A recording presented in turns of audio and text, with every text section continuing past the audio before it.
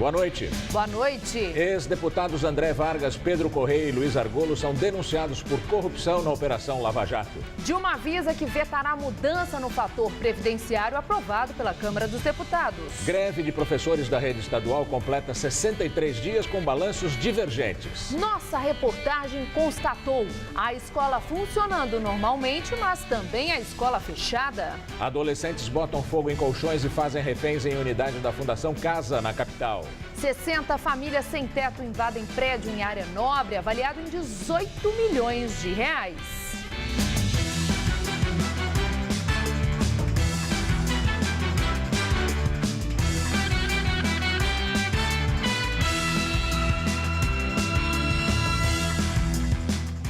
Uma rebelião na unidade Vila Leopoldina da Fundação Casa, antiga FEBEM, deixou 4 funcionários feridos. Um interno também se machucou. O motim foi controlado por volta das 3 da tarde.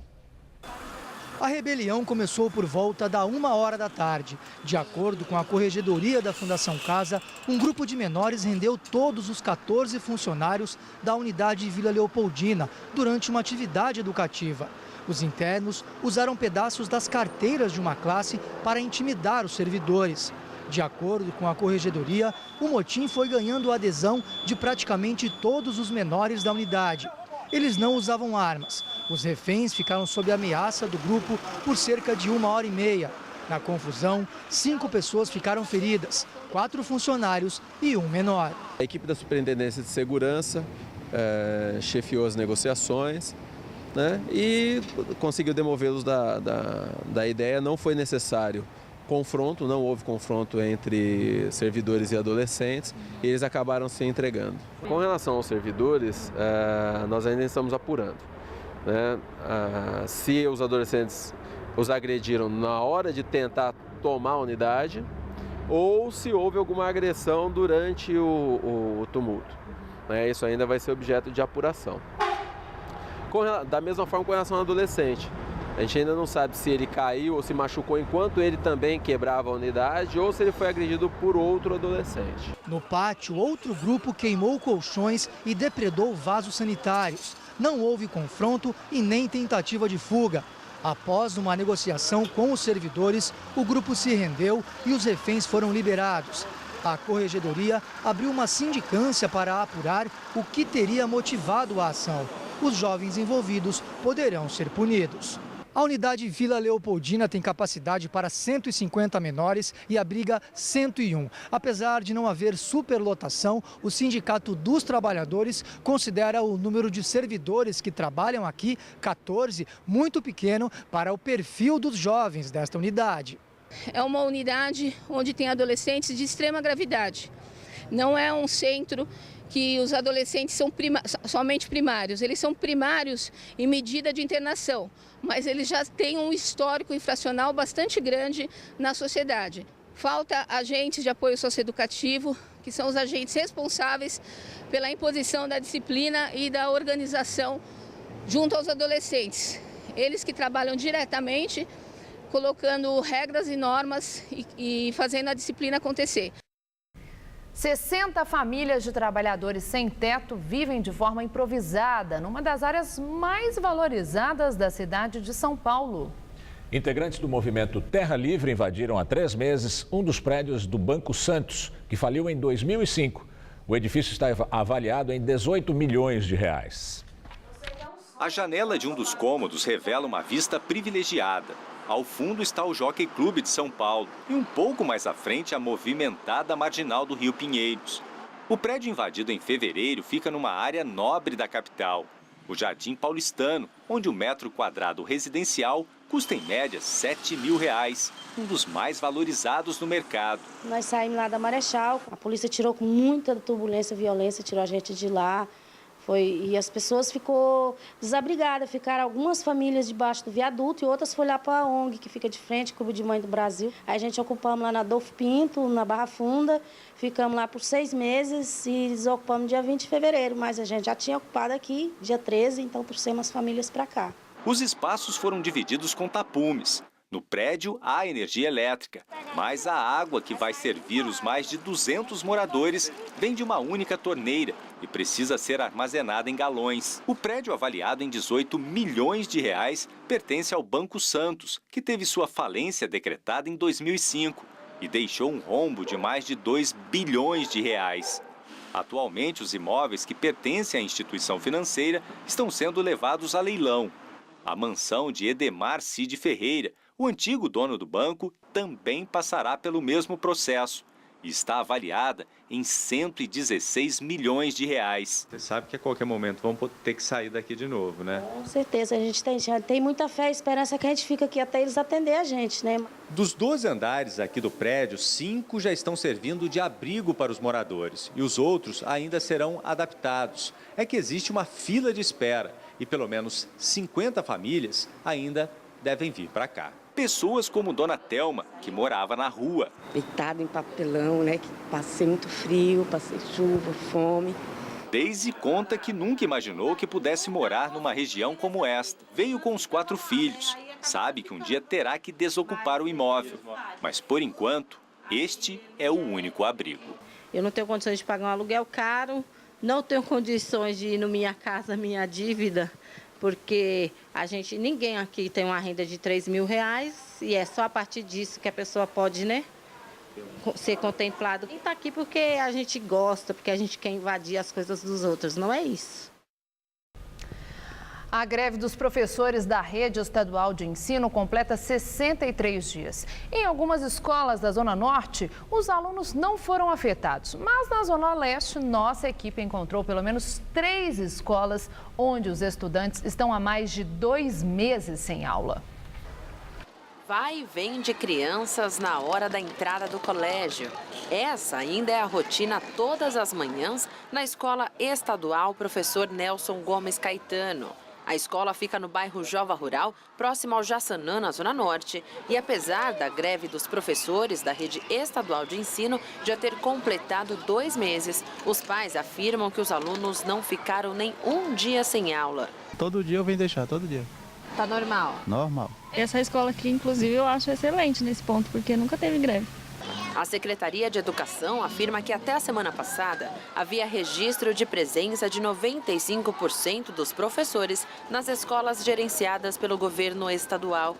Os docentes pedem reajuste de 75,33% para a equiparação salarial, além de protestarem contra salas superlotadas. De acordo com o sindicato da categoria, 50% dos professores aderiram à greve em todo o estado, o equivalente a 115 mil docentes paralisados. Aqui na Zona Norte, como nós vimos, tem escola que vem conseguindo manter as aulas apesar da greve, mas na Zona Leste a situação é bem diferente, né, Vitor? E põe diferente nisso, Tássia. Essa calçada aqui por onde eu estou andando devia estar cheia de aluno, porque agora é horário de entrada nessa escola estadual. Só que chegando aqui, o que a gente encontra é isso: portão fechado.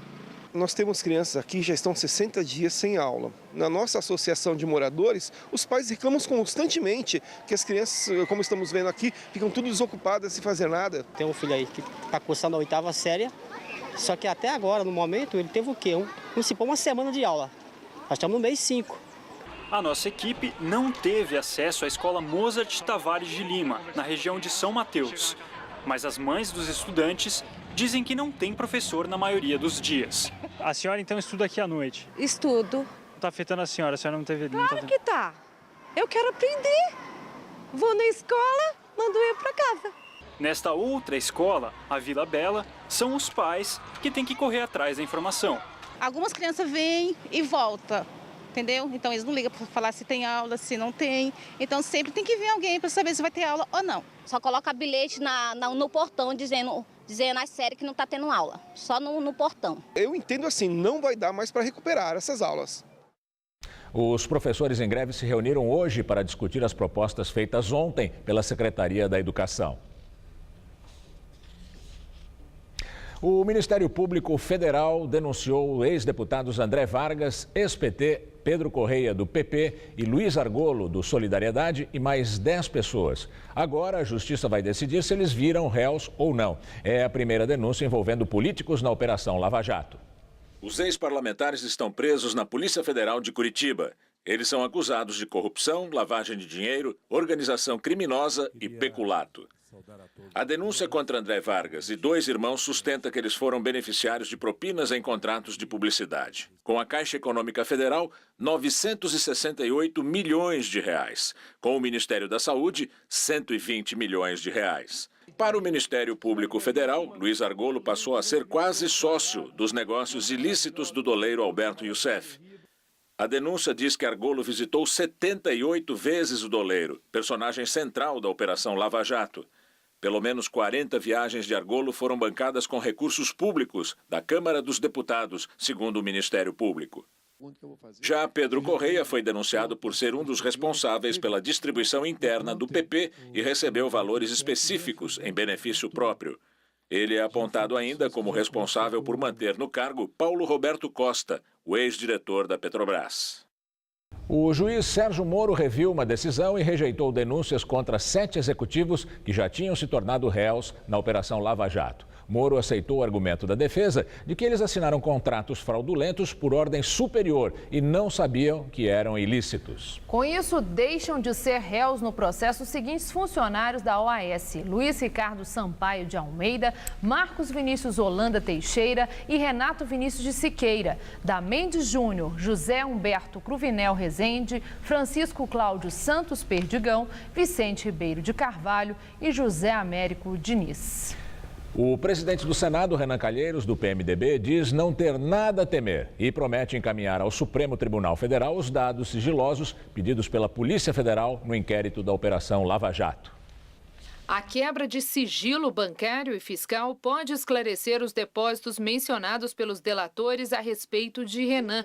O pedido será analisado pelo ministro Teori Zavascki do Supremo. Se há alguém que quer esclarecer esses fatos, sou eu. Eu não tenho absolutamente nada a temer. As minhas relações com o poder público sempre foram institucionais, portanto, eu não tenho que esconder. Além de Renan, a Polícia Federal pediu ao Supremo a quebra de sigilos do deputado federal Aníbal Gomes, do PMDB do Ceará, e do ex-deputado federal João Alberto Pisolatti Júnior. A Procuradoria-Geral da República quer os dados do senador e ex-presidente Fernando Collor, do PTB de Alagoas. Em depoimento, o ex-diretor de abastecimento da Petrobras, Paulo Roberto Costa, afirmou que Aníbal Gomes era o interlocutor de Renan junto ao esquema de corrupção. Já em relação a Collor, as acusações partiram do doleiro Alberto Youssef. Ele disse ter feito pagamentos ao ex-presidente, atendendo a um pedido de Pedro Paulo Leone Ramos, que foi secretário de Assuntos Estratégicos do governo Collor. Preso o homem acusado de matar 5 pessoas em menos de 60 dias na região de Sorocaba, interior de São Paulo. Segundo a polícia, os crimes foram motivados por disputas dentro do PCC. Foram 4 homicídios em 2 meses. As vítimas foram mortas a tiros e os corpos encontrados em canaviais de Porto Feliz, na região de Sorocaba. Segundo a polícia, Matheus Boaventura, que está preso, executou as 4 pessoas a mando do traficante Davi de Carvalho. A investigação descobriu que as vítimas atuavam na mesma facção criminosa dos algozes e foram mortas por causa de dívidas e desentendimentos com o comando do crime. Foram motivos diversos, dentre eles porque um deixou a facção, o outro porque não pagou dívidas que tinha junto ao tráfico, outro porque saiu com mulheres ou esposas das pessoas que participavam do mesmo grupo, e um outro indivíduo porque num dos delitos cometidos abusou sexualmente de uma das vítimas. As vendas do comércio varejista tiveram a maior queda desde 2003. Dados divulgados pelo IBGE hoje mostram que em março, na comparação com fevereiro, o comércio varejista recuou 0,9%. Na comparação com o mesmo período do ano passado, a queda foi de 0,4%. Essa queda foi puxada pelo menor consumo de vestuários, calçados e alimentos. A cidade de São Paulo é a mais desigual do Brasil. É o que aponta um levantamento feito com base na renda da população e crescimento dos bairros, feito por uma empresa especializada em inteligência geográfica de mercado. Nossos repórteres foram à Vila Clementino, na Zona Sul, região que apresentou o maior crescimento econômico de 2010 a 2014. E também foram ao Jardim Iguatemi, no extremo leste da cidade, o bairro que menos se desenvolveu. Este é o Jardim Iguatemi, um bairro do extremo da zona leste da capital. Nós estamos a cerca de 27 quilômetros do centro, entre as regiões de São Mateus e Cidade Tiradentes. Aqui, apesar do comércio parecer forte, houve uma retração na renda dos moradores nos últimos 4 anos. Uma taxa negativa de 3,85%, uma das piores da cidade. A Vila Clementino, Vinícius, vive uma situação oposta. O bairro que fica no distrito da Vila Mariana, na zona sul da cidade, apresentou o maior crescimento da renda de sua população em relação ao resto da cidade. A alta foi de 12,23% de 2010 a 2014. A renda dos moradores foi o que fez este empresário escolher o bairro para instalar uma padaria há 2 anos. Uma loja de 1.000 metros quadrados. Ainda não obtivemos um investimento total, mas está da forma que nós planejamos. O crescimento, o público era esse mesmo que nós pretendíamos ter. Já aqui no Jardim Iguatemi, os investimentos são mais raros. Elcio é dono de uma imobiliária e sente de perto os reflexos da queda na renda. 70% das pessoas que procuram uma casa para alugar têm o cadastro reprovado. Na década de 80, nós comercializávamos até 60 imóveis por mês. Nos últimos dias, nós temos comercializado por mês cerca de 5 a 6 imóveis. A comparação do perfil de renda entre os bairros de São Paulo foi feita a partir dos números do IBGE por uma empresa especializada em inteligência geográfica de mercado. O resultado demonstrou que São Paulo é a cidade mais desigual do Brasil. O bairro mais rico da cidade de São Paulo, ele tem uma renda 25 vezes maior do que o bairro de menor poder aquisitivo. Quando a gente olha o Brasil, o município mais rico do Brasil, ele é 16 vezes mais rico do que o município mais pobre. Então, você vê que dentro da cidade de São Paulo tem uma diferença muito maior em renda entre bairros do que entre cidades brasileiras. Quem circula aqui pela Vila Clementino tem muita opção de transporte público. Além da linha azul do metrô passar por aqui, a linha lilás já está em construção. O bairro, que tem apenas 1,75 quilômetros quadrados de extensão, abriga 21 escolas, entre públicas e privadas, 6 instituições de ensino superior, 6 hospitais, além de shoppings, lojas e restaurantes. Já o Iguatemi, Fernanda, é bem maior, são quase 10 quilômetros quadrados, mas a região cresceu de forma desordenada. Foram várias áreas invadidas. Aqui existem 3 escolas públicas e uma particular. Não há faculdades. Há também uma deficiência na área da saúde. O hospital mais próximo fica a pelo menos 6 quilômetros daqui. Os moradores do extremo leste têm razão para reclamar. O professor de economia explica que a estrutura urbana é determinante para o desenvolvimento dos bairros. O poder público tem uma responsabilidade, por exemplo, de prover um crescimento mais homogêneo para toda a cidade, evitar bairros com extrema pobreza, proporcionar a localização de atividades nesses bairros que exerça, inclusive, uma fonte de renda, permita ao morador um clima agradável de habitação, ao mesmo tempo seguro. A presidente Dilma Rousseff vai vetar a mudança do fator previdenciário aprovada ontem pela Câmara dos Deputados. Segundo a jornalista Cristiana Lobo, a presidente avalia que o governo federal não tem como arcar com as despesas do texto da forma como está. Nossa comentarista de economia, Denise Campos de Toledo, fala agora sobre as dificuldades do governo para implementar as mudanças do ajuste fiscal.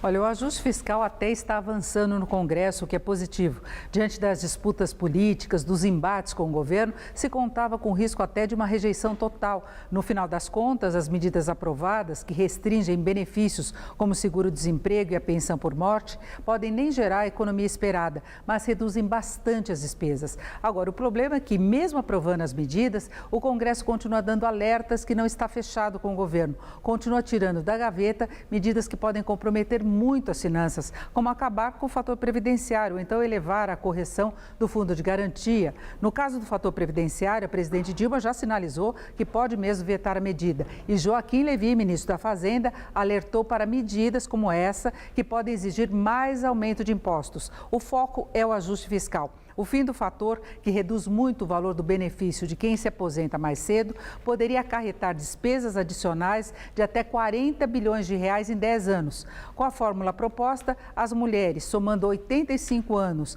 entre idade e tempo de contribuição, e os homens 95, já garantiriam a aposentadoria com valor integral. O veto pode livrar o governo de maior desequilíbrio das finanças, mas não do desgaste político, já que iria contra uma medida positiva para os trabalhadores. E podem vir mais surpresas, como essa ideia que eu disse, já defendida pelo presidente da Câmara, de elevar a correção do fundo de garantia. A correção do fundo, na prática, é um roubo em cima do patrimônio do trabalhador. A correção é de 3% ao ano, com a inflação acima de 8%. Mas aí também tem o problema das finanças públicas, da responsabilidade fiscal, do cobertor curto. Não vamos esquecer, os cortes de benefícios, mais que barrar irregularidades que ocorriam de fato, tenta reduzir os gastos para ajudar a gerar superávites das contas públicas. Qualquer concessão que vá no sentido de aumentar as despesas pode comprometer o ajuste e a confiança quanto ao cumprimento da meta fiscal. Meta que vai ser maior a partir do ano que vem. O mais provável é que o governo não deixe mesmo nada disso ir para frente, mas fico alerta. A base aliada se mostra cada vez menos aliada. O ajuste fiscal pode até sair. O Congresso não quer a responsabilidade de fazer a economia desandar ainda mais, mas o governo ainda pode enfrentar muita saia justa. Eu volto na segunda. Até lá. O lucro do Banco do Brasil cresceu 117% no primeiro trimestre deste ano e é pouco mais de 5 bilhões e 800 milhões de reais. A comparação foi feita com o mesmo período do ano passado e esse lucro foi recorde para o período entre todos os bancos brasileiros, privados inclusive, segundo a consultoria economática. Quem também falou hoje sobre o fator previdenciário foi o presidente da República, o vice-presidente da República, Michel Temer. Ele disse que o governo não é contra. O fator entra no cálculo das aposentadorias, reduzindo de forma progressiva o valor a ser pago. Quanto mais cedo alguém se aposentar, maior é a redução do benefício. Ele foi criado em 1999 para desestimular aposentadorias precoces. Antes da votação de ontem, o governo se dizia contra o fim do fator previdenciário e havia proposto aos deputados que esperassem uma proposta alternativa em até 180 dias. Tudo isso será examinado e trabalhará porque há bastante tempo o governo pensa em modificar o fator previdenciário. Registro até que ele não foi eliminado, como se divulgou no dia de ontem. Ele teve uma pequena adequação. E uma adequação em favor dos aposentados. O governo não tem nada contra isso, não. A mudança foi aprovada por meio de uma emenda incluída pelo PTB na medida provisória sobre a pensão por morte. A MP faz parte do pacote de ajuste fiscal que o governo propôs ao Congresso Nacional para reduzir gastos e reequilibrar as contas da União. A votação foi tumultuada. Houve protestos da oposição. Parlamentares levantaram cartazes dizendo que estava em votação o pacote de maldades do PT. Nas galerias, membros da Força Sindical também protestaram diversas vezes. A sessão chegou a ser interrompida e a galeria foi esvaziada. Com a votação de ontem, a pensão por morte continuará a ser paga integralmente, mas deixará de ser vitalícia para quem tem 43 anos ou menos. As mudanças ainda passarão pelo Senado. E no final da tarde, os deputados concluíram a discussão de emendas ao texto que restringe acesso à pensão por morte. Todas as alterações foram rejeitadas. Agora o texto segue para o Senado. Vamos agora ao comentário de Josias de Souza, direto de Brasília. O Congresso Nacional vai acomodar sobre a mesa de Dilma Rousseff uma encrenca que vai levar a presidente a comprar briga com todos os brasileiros que têm a perspectiva de se aposentar um dia. A Câmara dos Deputados impôs uma derrota ao governo, enfiou dentro do pacote fiscal de Dilma Rousseff uma emenda que modifica o cálculo das aposentadorias. Numa combinação de tempo de contribuição com idade, está sendo oferecida aos brasileiros a oportunidade de se aposentar sem ter o valor das suas aposentadorias reduzidos pelo fator previdenciário, que é aquela ferramenta criada no governo Fernando Henrique para diminuir os gastos da Previdência. O senador Renan Calheiros, presidente do Senado, avisou hoje que os senadores devem manter esta novidade que acaba de ser aprovada na Câmara.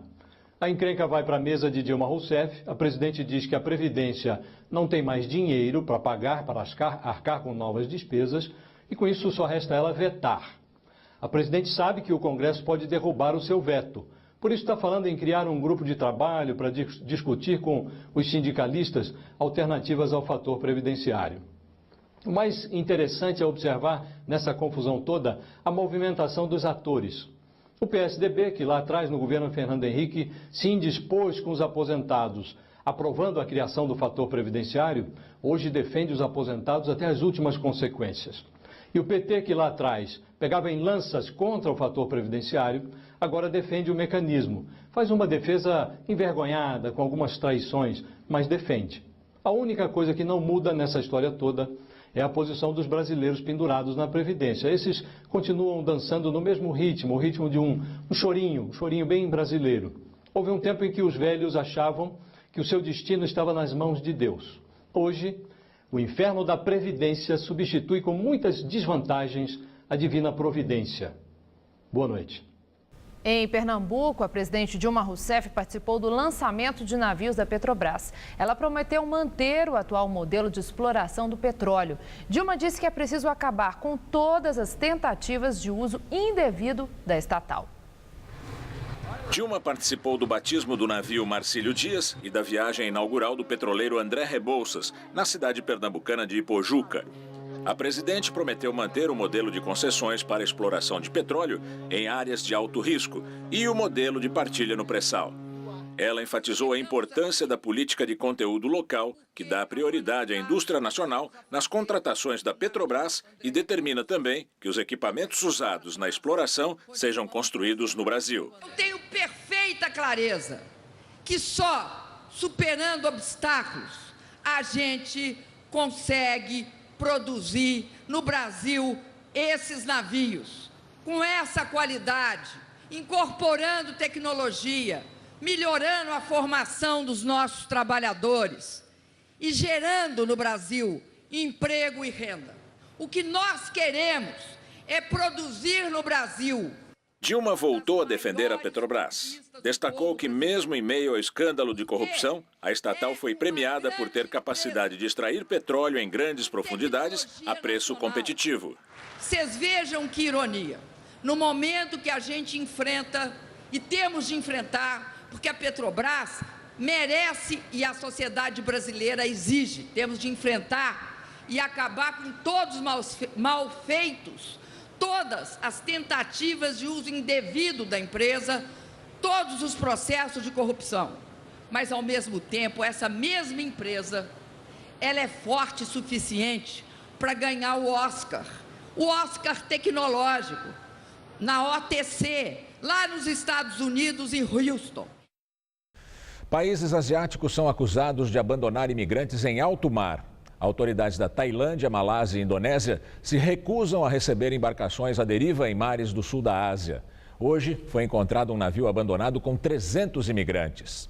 Os refugiados são de Bangladesh e Mianmar e tentam fugir da violência e da perseguição étnica em seus países. Eles são da minoria muçulmana Rohingya, uma das mais perseguidas do mundo, segundo as Nações Unidas. Estima-se que entre 6 mil e 20 mil imigrantes estejam à deriva. Muitos foram abandonados pelos traficantes com pouca água e comida. O Alto Comissariado da ONU para Refugiados alertou que a situação dessas pessoas na Ásia pode se tornar um desastre humanitário enorme e disse que os governos deveriam resgatar os imigrantes ao invés de mandá-los de volta para o mar. E agora vamos ao comentário de política internacional com João Batista Natália. Vocês conhecem a Acrópole, que é o mais famoso movimento grego da antiguidade. Mas talvez vocês não saibam que a parte mais valiosa em termos artísticos foi roubada pelos ingleses no comecinho do século XIX. São as esculturas que enfeitavam a parte superior da fachada. A fachada é aquele imenso triângulo achatado apoiado por um monte de colunas. Esse tesouro foi esculpido no século V a.C. Pois bem, a Grécia moderna estava há décadas tentando recuperar essa preciosidade. Entrou com um processo na Corte Criminal Internacional. Acusava os britânicos de furto. A novidade é que nessa quinta-feira o governo grego mudou de ideia. Disse que escolheu meios políticos e diplomáticos para recuperar o que sempre pertenceu aos gregos. Vocês podem me perguntar o que fez o governo de Atenas mudar de ideia. Uma hipótese é que eles estão renegociando uma dívida externa imensa e que os bancos de Londres são credores importantes. A Grécia, então, abandonaria uma área de atrito com os ingleses. Mas a minha opinião é que os gregos têm todo o direito de recuperar o patrimônio em que os europeus passaram a mão. Não é um patrimônio do governo, é um patrimônio do povo grego. O mesmo princípio vale para outras riquezas arqueológicas que no passado os ingleses e os franceses roubaram no Egito. Em Londres e em Paris, os museus colecionam preciosidades de todo o Oriente Médio. Até os Estados Unidos tiraram a sua casquinha. Eles têm um templo egípcio inteirinho dentro do Museu Metropolitano de Nova York. As esculturas da Acrópole foram arrancadas e levadas para Londres pelo embaixador britânico no Império Otomano. A Grécia estava sob o domínio desse império e o embaixador era Lord Elgin. É por isso que as esculturas se chamam mármores Elgin. Quem quiser visitá-las, elas estão em Londres, no Museu Britânico ou British Museum. É uma maravilha, mas é uma maravilha roubada. É assim que o mundo gira. Boa noite. Ataque em Cabul, no Afeganistão, deixa pelo menos 14 mortos. A autoria do atentado foi reivindicada pelo Talibã. 3 homens armados atacaram o Hotel Park Palace durante um evento cultural. A ação dos criminosos começou no fim da tarde de ontem e durou 7 horas. Várias pessoas foram tomadas como reféns antes da ação policial. De acordo com as autoridades, entre os mortos estão pelo menos 6 estrangeiros, um americano, um italiano e 4 indianos. Acredita-se que os estrangeiros eram o alvo dos terroristas, que dizem não tolerar a presença de invasores em seu território. Hoje a nebulosidade diminuiu na capital paulista e o sol apareceu tímido. As temperaturas subiram um pouco. Segundo os meteorologistas, o tempo deve continuar assim nos próximos 10 dias por causa da presença de uma massa de ar polar. Luciana Magalhães tem os detalhes da previsão. Instabilidades continuam provocando chuva na costa do Nordeste amanhã. E o estado mais afetado é a Bahia, que sofre com alagamentos. E nesta sexta ainda pode chover forte, principalmente no recôncavo baiano. Previsão de pancadas de chuva na maior parte do norte e centro-oeste do Brasil, onde só não chove no norte e também no leste de Goiás. E entre o sul e sudeste do Brasil, o tempo continua aberto com temperaturas amenas e ainda pode chover fraco no litoral de Santa Catarina e também do Paraná. Máximas amanhã de 30 graus em Maceió e de 26 em Vitória e também em Porto Alegre. Já em São Paulo, o tempo continua firme na maior parte do estado, mas podem ocorrer pancadas fortes de chuva à tarde e de forma pontual no oeste paulista, onde amanhã faz até 25 graus em Presidente Prudente. E o leste paulista continua com muitas nuvens, mas não há mais expectativa de garoa. Máximas amanhã de 24 em Campinas e também em Sorocaba. Até o começo da semana, o tempo fica firme aqui na capital, com sol entre nuvens e sem previsão de chuva. As máximas ficam mais agradáveis, entre 22 amanhã, 24 no sábado e 23 no domingo. Mas à noite o frio continua, com mínima abaixo dos 14 graus. Eu volto daqui a pouco no Jornal da Gazeta, edição das 10. Até lá! O juiz federal Sérgio Moro, da Operação Lava Jato, está em São Paulo acompanhando o lançamento de um livro. A passagem do juiz pela cidade foi marcada pela presença de vários movimentos contra a corrupção. A repórter Fernanda Azevedo acompanhou e tem os detalhes. Fernanda. Estela, foi uma rápida e tumultuada aparição do juiz Sérgio Moro aqui na Livraria Cultura, que fica no Conjunto Nacional, na Avenida Paulista. Ele veio prestigiar o lançamento do livro Bem-vindo ao Inferno, do jornalista Cláudio Tognoli, sobre a saga de Ivana Lopes, uma das vítimas do médico Roger Abdelmaci. O juiz e a mulher dele assinam o prefácio do livro. Como você disse, vários movimentos que lutam contra a corrupção e também contra o governo da presidente Dilma Rousseff estiveram presentes ao evento, cantaram o hino nacional, trouxeram faixas de apoio ao juiz e entregaram flores brancas para ele. O juiz foi muito resistente aos apelos da imprensa por uma entrevista, não quis fazer comentários sobre aspectos da investigação da Lava Jato, mas falou rapidamente sobre a presença dele aqui nesta noite. Vamos ouvir. Olha, o evento é sobre o lançamento do livro, eu só vim prestigiar o lançamento do livro, então, assim, claro, a gente fica feliz com essa recepção, mas eu não quero ser o foco da atenção aqui. A Câmara Municipal de São Paulo aprovou o projeto de concessão dos terminais de ônibus do sistema de transporte coletivo à iniciativa privada. O texto segue agora para a sanção do prefeito Fernando Haddad. A concessão vai permitir à Prefeitura abrir licitação para escolher empresas privadas que poderão explorar, administrar, cuidar da manutenção e conservação de terminais de ônibus. A concessão pode ser concretizada antes ou depois da obra realizada pelo poder público. Na mensagem que acompanha o projeto enviado à Câmara, Haddad afirma que a concessão dos terminais busca captação de investimentos da iniciativa privada necessários à construção de novas estruturas e manutenção das já existentes. O prefeito destacou ainda que caberá ao Executivo indicar os terminais a serem explorados pela iniciativa privada e que a concessão pode promover mais desenvolvimento e menos custos para o poder público. Vamos agora à entrevista do dia com Rodolfo Gamberini. Nosso convidado de hoje é o presidente do Diretório Municipal do PT aqui em São Paulo, o vereador Paulo Fiorilo. Boa noite, muito obrigado por ter vindo ao Jornal da Gazeta. Boa noite, obrigado pelo convite, estou à disposição. O senhor é um filiado do PT de mais de 30 anos. O senhor se filiou a um partido que, na época, era um partido novo, um partido moderno, um partido que lutava contra a ditadura. O senhor veio das comunidades eclesiais de base, da Igreja Católica, de Dom Paulo Evaristo Arnes, de um movimento de renovação da vida brasileira, de muita qualidade, aliás, diga-se, é preciso dizer isso. Como é que o senhor vê o partido hoje? O senhor tem saudade do partido há 30 anos? Bom, primeiro é preciso dizer que o partido mudou em função, inclusive, das várias experiências que viveu, não só em São Paulo, no estado e no país. Nós administramos prefeituras, governos de estado e a presidência da República. É óbvio que o PT passou e passa por um processo de mudança. Todo mundo passa. O poder fez o PT mudar? Eu acho que, na realidade, todo o poder interfere e dialoga, fazendo com que haja mudanças. O PT, quando surge para se contrapor a determinadas práticas. E depois desse período, nós tivemos que conviver com essas práticas. Talvez isso tenha sido um dos grandes problemas para o partido, que não observou e que não possibilitou dialogar e tentar mudanças nas práticas. Por exemplo, isso foi o quê? Foi ingenuidade, foi incompetência, foi pouca sabedoria política? O que aconteceu? Eu acho que nós precisamos fazer aqui uma discussão com mais profundidade. A lógica eleitoral no Brasil é uma lógica perversa, porque ela faz com que as pessoas que entram para a disputa e os partidos, eles precisam disputar de igual para igual.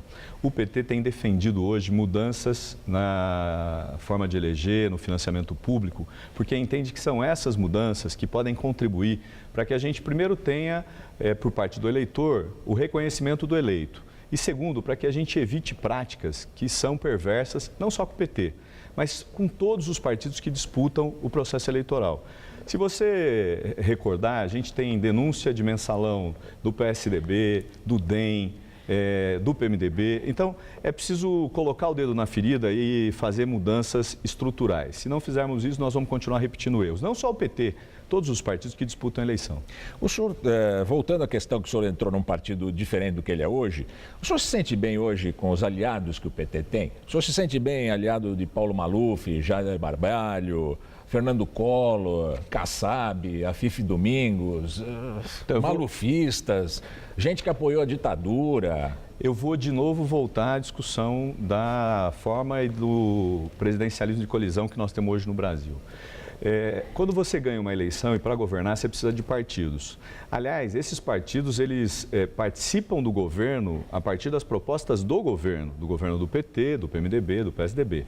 E eles, portanto, vão optar em participar ou não a partir das propostas do partido que está no governo. Me desculpe, mas o que nós estamos vendo no ajuste fiscal não é isso. Joaquim Levy nunca foi petista e nunca será. Ou o senhor acha que ele é petista? Não, Joaquim Levy não é petista. E está no governo. Mas o governo ele manda mais do que todos os outros ministros, ou não manda? Rodolfo, assim, o governo é não feito... sejamos ingênuos. Não, mas aqui não é uma questão de ingenuidade, aqui é uma questão de presidencialismo de coalizão, que a gente discute já há 30 anos.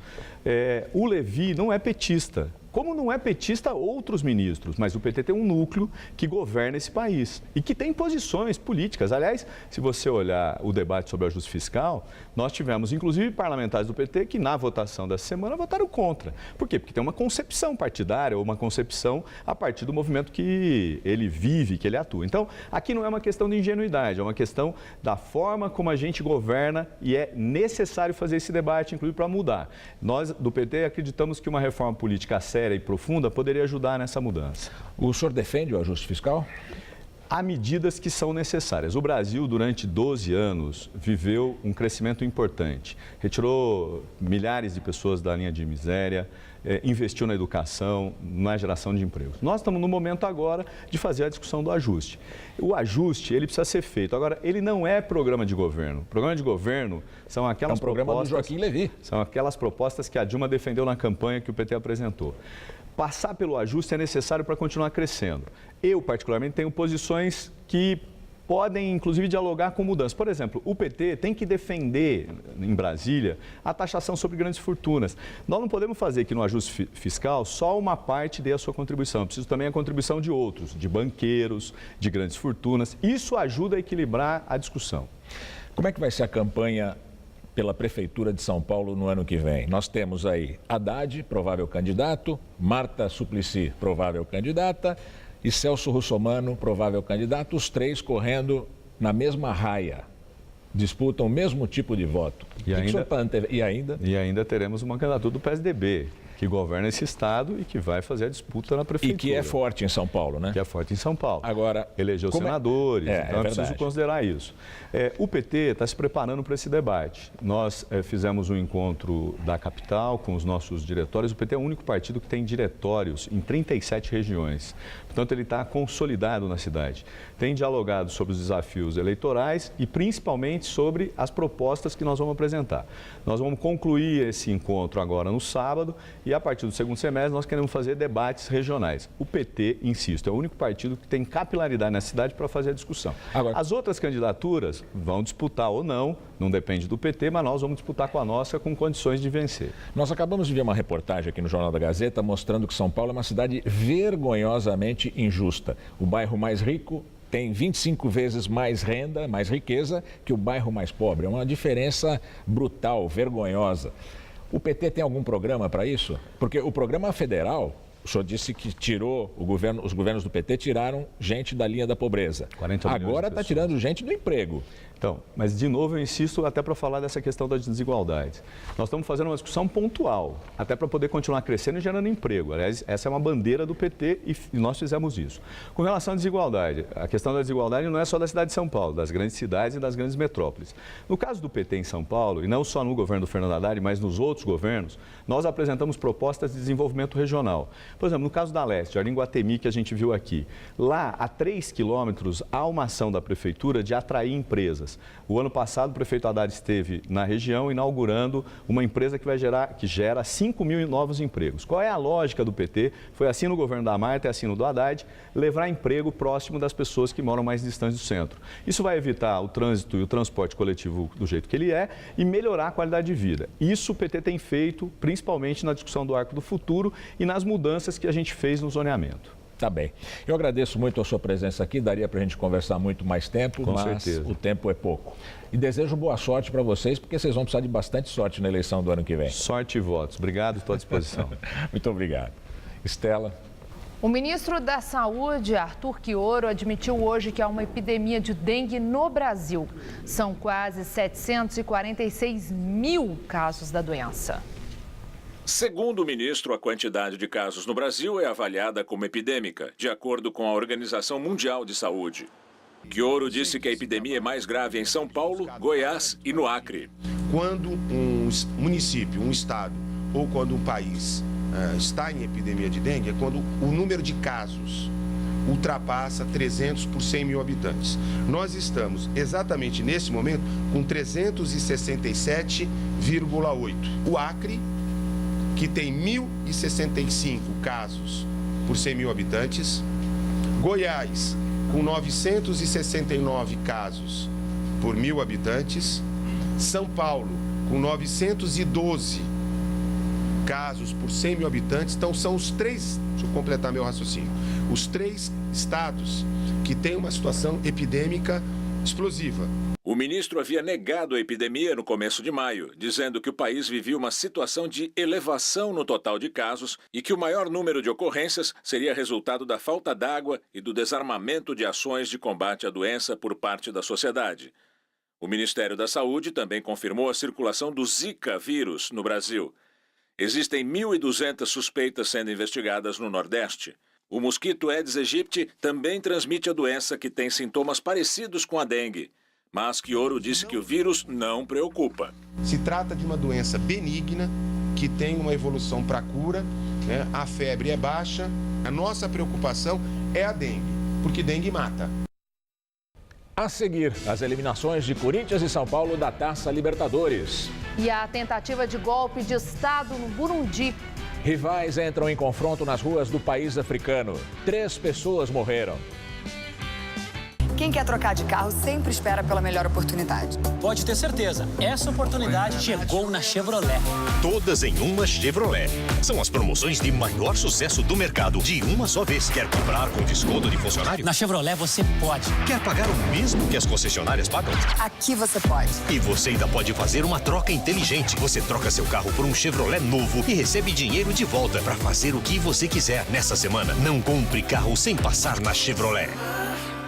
O governo federal está fazendo cortes nos gastos e ajustando suas despesas às receitas, como qualquer família faz quando as despesas crescem mais do que a renda. Agora, é importante que você saiba que esses ajustes são urgentes e necessários para preservarmos as conquistas dos últimos anos. Milhões de famílias saíram da extrema pobreza. Milhões de brasileiros realizaram o sonho da casa própria. Milhões de jovens conseguiram acesso ao ensino superior e aos cursos profissionalizantes. Os ajustes são fundamentais para que o Brasil reequilibre suas contas e avance no caminho do crescimento, com inflação sob controle, geração de mais empregos, mais renda e novas oportunidades para todos. Os ajustes são temporários, mas os seus resultados serão permanentes. Saiba mais, brasil.gov.br. Brasil, ajustar para avançar. Aí, Marcos. Muito bom. Mas vamos dividir esses salgadinhos de forma igualitária, hein, Descartes? Pode ser, mas esse salgadinho não pensa, logo ele não existe. O que você acha disso, hein, Nietzschezinho? Eu não gosto de salgadinho, nem de pôquer, nem de vocês e nem da humanidade. E eu odeio que me chamem de Nietzschezinho. All in. Seja íntimo dos grandes pensadores. Os maiores filósofos da humanidade estão na coleção Folha Grandes Nomes do Pensamento. Todo domingo, um livro por R$19,90 cada. Na compra do primeiro, grátis o segundo. Se você quer estudar jornalismo, relações públicas, publicidade e propaganda ou rádio, TV e internet, a Faculdade Casper Liber é o seu lugar. Quer conhecer? Eu te levo. Aqui a gente aprende na sala de aula e também em laboratórios de rádio, fotografia, edição de imagens e estúdios de TV. Você também pode colaborar em revistas, sites, programas de TV e rádio laboratoriais. E tem oportunidade de estágio dentro da Fundação Casper Liber. São mais de 60 anos de tradição numa localização incrível. Faculdade Casper Libero, formando os melhores profissionais da comunicação. Quer saber mais? Acesse nosso site.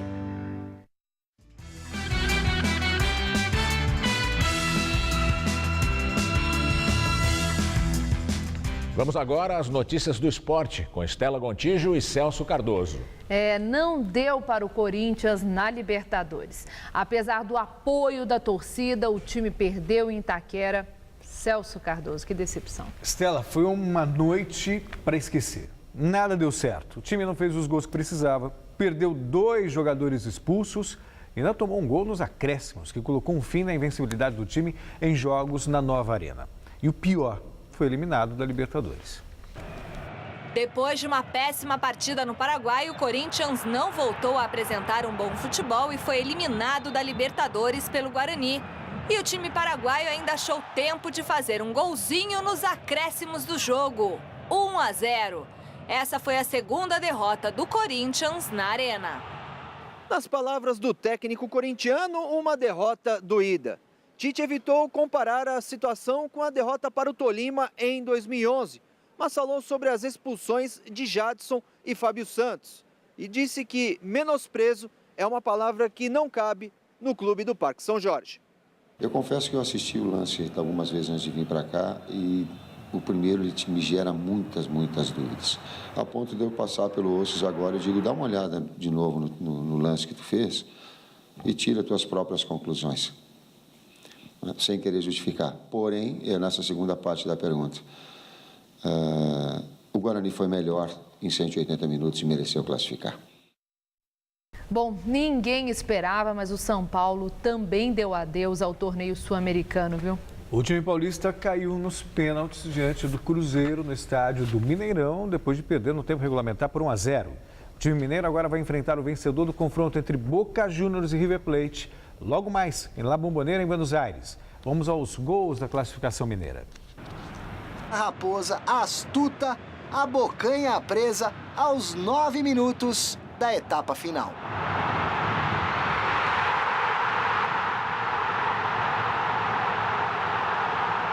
Os jogadores de linha não têm a mesma competência. E o goleiro artilheiro não alcança o último sonho dele na Libertadores. Dessa vez, o Cruzeiro de Fábio falou mais alto. Nós melhoramos muito no último mês e havia uma grande expectativa, acho que não só minha, mas de todos, de passar de fase. Mas nós não conseguimos repetir a boa atuação do Morumbi. Você tem contrato até agosto. Você continua, Rogério? Tem mais 15 jogos no Brasileiro. A princípio, sim. Eu tô tranquilo. Eu tenho experiência suficiente para saber aguentar toda a pressão. E, sem dúvida nenhuma, se o momento for de ter que cumprir o contrato, eu vou cumprir sem problema nenhum. Esses idiotas que hoje xingam, amanhã vão comemorar gol. Bom, na reportagem não mostrou, mas o Luiz Fabiano chegou quase a entrar em confronto ali com o torcedor, que começou a xingar. Um espírito de porco, podemos chamar assim. O torcedor tem todo o direito de ficar, sabe, chateado que o time dele perdeu. Mas ir ao aeroporto, olhar para o jogador que está dando uma entrevista e falar que ele é pipoqueiro, sabe? Dava para escutar na reportagem. E aí o Luiz Fabiano também não tem razão em querer partir para a briga, mas enfim, coisas que acontecem. Mas o que aconteceu com o São Paulo? Eu não vejo nenhum grande problema. São Paulo jogou bem aqui no Morumbi. Em casa, o Cruzeiro foi melhor, venceu pelo placar mínimo e nos pênaltis. Quer dizer, eu já vi Baggio perder pênalti, Zico perder pênalti, Sócrates, quer dizer, o Messi, também. Cristiano Ronaldo. Pênalti, sabe, depende muito do momento. Claro. Hein? Normal, nada extraordinário. Anormal, a gente pode entender, é o Corinthians ser derrotado pelo Guarani do Paraguai na Arena Itaquera. Mas também com 2 homens a menos, não dá para esperar muita coisa. É repensar e focar no Campeonato Brasileiro. Foi uma decepção do Corinthians e mérito para o Cruzeiro, né? Sim. Em relação ao São Paulo. E no outro clássico brasileiro pela Libertadores da América, o Inter levou a melhor sobre o Atlético Mineiro. Pois é, jogando no estádio do Beira-Rio, o time gaúcho fez mais que o suficiente para avançar às quartas de final. O Beira-Rio lotado impulsionou o Inter a abrir o placar aos 21 minutos com o garoto Valdívia. Toque por cobertura para cima do goleiro Vitor. 1-0. Já no finalzinho do primeiro tempo, o D'Alessandro decidiu fazer um golaço. Chute espetacular no ângulo, sem chance de defesa. Depois do intervalo, o Atlético voltou melhor e na jogada pelo meio, Lucas Prato bateu no canto e descontou. Mas a 10 minutos do fim, Valdívia lançou, Dátulo tentou recuar e deu a bola no pé de Lisandro Lopes, que não desperdiçou a chance. 3-1 Inter, classificado às quartas de final. Dos brasileiros, portanto, só Inter e Cruzeiro seguem na competição. Muito obrigada, Boa Celso. noite, Uma boa até amanhã. noite. E é com você, Gamberini.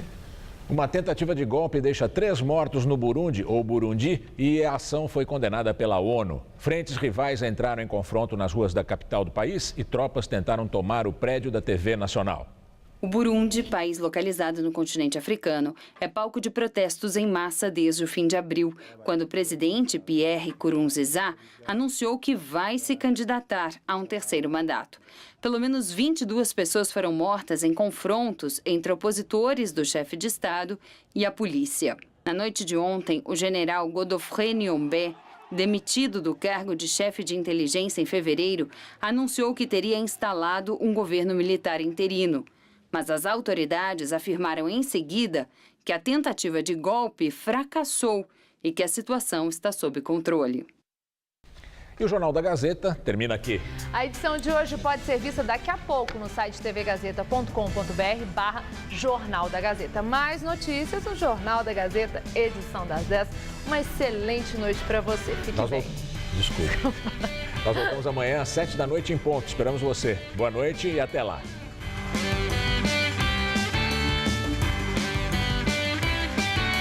Hoje, 11h30 da noite, visite um lugar que harmoniza vinhos e sobremesas com o Hoje Tem.